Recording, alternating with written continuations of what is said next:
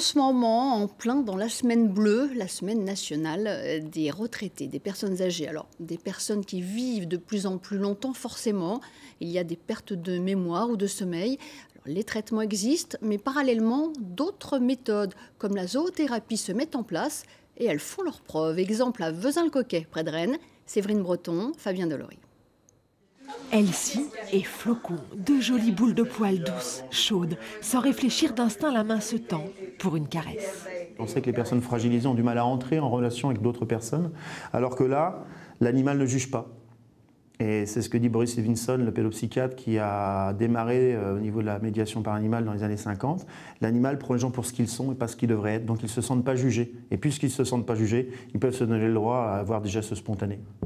Emmanuel Doumalin intervient dans différentes institutions pour personnes fragiles. Elsie et Flocon y apportent leur douceur et chaque fois, en quelques minutes, ils apaisent.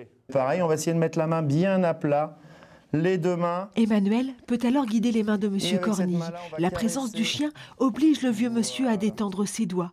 Pour Elsie, il est prêt à tous les efforts, des gestes qui pourront ensuite lui être utiles pour manger, boire au quotidien.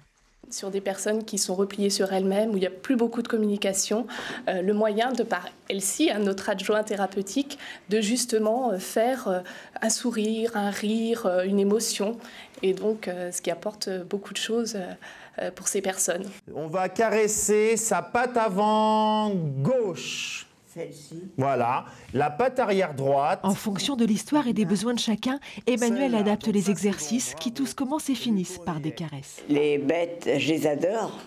Hein? Oh oui, particulièrement les chiens, j'en ai toujours eu. Ça fait rire, ça fait... Voilà, ça fait sourire, quoi. Bien sûr, Elsie et Flocon ne soignent pas, n'enlèvent ni les ans, ni les maladies. Mais là où ils passent, ils laissent de la tendresse et des sourires. Les gens ne sont pas guéris, mais ils vont mieux. De personnes accompagnées un peu fragiles, on devient protecteur et on redonne un rôle et une importance. C'est primordial.